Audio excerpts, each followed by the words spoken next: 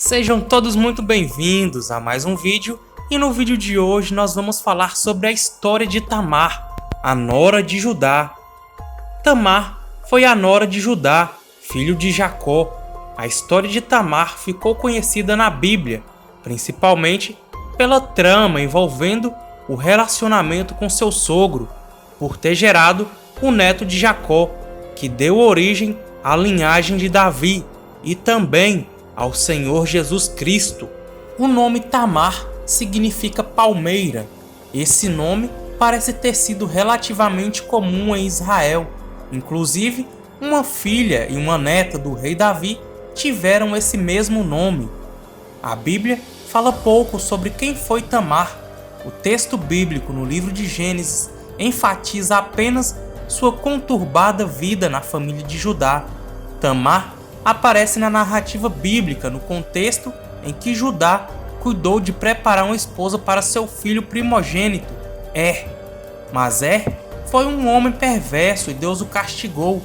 Consequentemente, Tamar acabou ficando viúva antes que pudesse engravidar de Judá, o sogro de Tamar, tinha ainda outros 2 filhos. Então, conforme o antigo costume do levirato, que era adotado no Antigo Oriente Próximo, quando o homem morria, antes de gerar filhos, o seu irmão solteiro deveria se casar com a viúva, para poder dar descendente ao marido morto. Foi assim que Judá entregou Tamar como esposa ao seu segundo filho, Onã. O problema é que, assim como Onã foi um homem ímpio. Ele se negou a ter filhos com Tamar, pois o seu primeiro filho seria contado como descendente de seu irmão mais velho. Na prática, isso implicava que Onã perderia os privilégios de primogenitura, que passariam a pertencer ao seu sobrinho. Então, Onã foi muito mau e egoísta. Ele apenas usou Tamar para satisfazer os seus próprios caprichos. Dessa forma, Onã desonrou Tamar, e assim como seu irmão, também acabou morrendo sem gerar filhos. Nessa situação complicada, Tamar tinha o direito de ser entregue como esposa ao terceiro filho de Judá, mas como o irmão de e Onã ainda não tinham idade para se casar, Judá enviou Tamar para a casa dos seus pais, com a promessa de que se Selá fosse adulto, ela se casaria com ele. No entanto, de forma desprezível, Judá se recusou a entregar Selá a Tamar quando ele atingiu a idade apropriada. Na verdade, ele viu Tamar como uma causadora de desgraças em sua família, em vez de reconhecer a iniquidade dos seus filhos.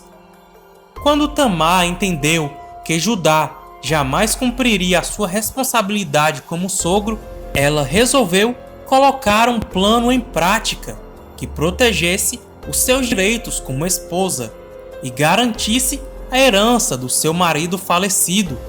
Naquele tempo, uma viúva sem filhos ficava numa posição de muita fragilidade.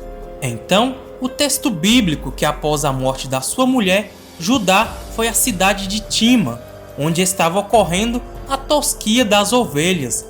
No Antigo Oriente Próximo, a tosquia das ovelhas geralmente era associada a uma grande celebração, com rituais pagãos. Inclusive, entre esses rituais havia a presença de prostitutas cultuais. Quando Tamar soube que seu sogro estava indo participar da tosquia das ovelhas, ela enxergou nisso uma grande oportunidade de executar o seu plano. Então, ela trocou as roupas que a identificavam como uma viúva e se cobriu com um véu para que Judá não a reconhecesse. Tamar se assentou à entrada das 2 fontes que estavam no caminho de Tima. Quando Judá passou por ali e viu Tamar, pensou que ela fosse uma prostituta e desejou ter relações com ela. Para tanto, ele prometeu pagar a relação com Tamar enviando um cabrito do seu rebanho. Muito astuta, Tamar pediu que ele deixasse um penhor até que o pagamento fosse realizado através do cabrito. Então, Judá questionou Tamar sobre que penhor ele poderia deixar com ela. Foi aí que Tamar pediu que ele deixasse com ela o seu selo, o seu cordão e o seu cajado. Judá concordou com o pedido de Tamar e entregou seus objetos a ela, para que pudesse possuí-la. Depois de ter tido relações com Judá, Tamar saiu e novamente vestiu os vestidos da sua viuvez. Mais tarde, através de um amigo, Judá enviou o cabrito que tinha acordado como pagamento a Tamar. Mas o amigo adulamita de Judá não encontrou nenhuma prostituta no local. Então Judá não conseguiu recuperar o seu penhor. A Bíblia diz que quase 3 meses depois da trama de Tamar, Judá ficou sabendo que ela havia adulterado e que estava grávida do seu adultério. Judá ficou indignado e exigiu que Tamar sofresse a punição máxima para uma mulher acusada de adultério. Isso significa que Judá queria que Tamar fosse morta queimada numa fogueira. Mas antes que pudesse aplicar a pena sobre Tamar, ela mandou avisar seu sogro que ela havia engravidado do homem a qual pertenciam o selo, o cordão e o cajado que estavam com ela. Esses 3 itens eram sinais identificadores inquestionáveis. Naquele tempo, um homem proeminente carregava como insígnia um pequeno selo feito de pedra ou metal, em forma cilíndrica, preso num cordão em torno do seu pescoço. Esse selo era usado para legitimar um documento, pois sua impressão numa mistura de barro ou argila identificava o seu proprietário. Já o cajado era um símbolo de autoridade no Antigo Oriente Próximo. Inclusive, parece que muitas vezes esses cajados traziam esculpidos no topo a marca do seu dono. Portanto, não havia como Judá negar o seu envolvimento com Tamar. Com os objetos apresentados por Tamar, era como se Judá tivesse esquecido a sua identidade e o seu cartão de crédito num bordel. Judá era o culpado da injustiça que ele havia acusado Tamar, e assim ela foi poupada. Por isso Judá declarou que Tamar era justa e ele não.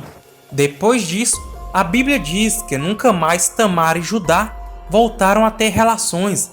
Da gravidez de Tamar nasceram gêmeos, Perez e Zerá. Na ocasião do nascimento dos gêmeos, algo interessante ocorreu. Um dos meninos, Zerá, colocou a mão para fora e a parteira prendeu em seu pulso um fio vermelho para sinalizar o primogênito. Mas o menino recolheu a mão e o outro menino acabou nascendo primeiro.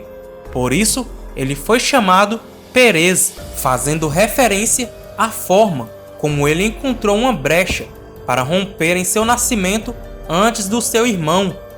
Alguns comentaristas também sugerem que o significado desse nome talvez incluía a rivalidade entre as linhagens dos 2 irmãos. Seja como for, o irmão mais novo, mais vezes, parece ter prevalecido sobre o irmão mais velho, embora alguns líderes de Judá tiveram sua linhagem estabelecida através de Perez. Sem dúvida, a sua maior proeminência foi ter sido um ancestral do rei Davi e, consequentemente, do Senhor Jesus Cristo. Portanto, foi através do seu filho Perez que Tamar passou de uma viúva desamparada a uma das mães incluídas na genealogia de Jesus. Na verdade, Tamar não foi a única estrangeira citada na genealogia de Jesus. Ela aparece acompanhada de Raabe e Ruth. Nenhuma dessas mulheres estrangeiras foi perfeita e seria muito improvável que elas pudessem ter qualquer papel de destaque dentro do povo da aliança. Mas Deus achou por bem conceder que elas carregassem em seus ventres a linhagem real, através da qual Cristo haveria de vir ao mundo, mostrando que a salvação realmente não depende dos méritos humanos. Além disso, em certo sentido, as estrangeiras Tamar, Raabe e Ruth revelam a amplitude da graça de Deus. Cristo é o grande descendente de Abraão, em que as promessas pactuais são plenamente cumpridas. Ele nasceu da descendência de Isaque, estabelecida em seu filho Jacó, por meio da casa de Judá, através da linhagem de Perez, filho de Tamar, e mais tarde Raabe e Ruth foram contadas nessa mesma linhagem. Em Cristo, a graça de Deus alcança pessoas em todos os povos, línguas e nações. Por isso, Cristo não apenas é o Salvador dos judeus, mas é o Salvador do mundo. Antes de ir embora, não se esqueça de se inscrever no canal, ativar o sininho das notificações e deixar o like. Deus abençoe a todos!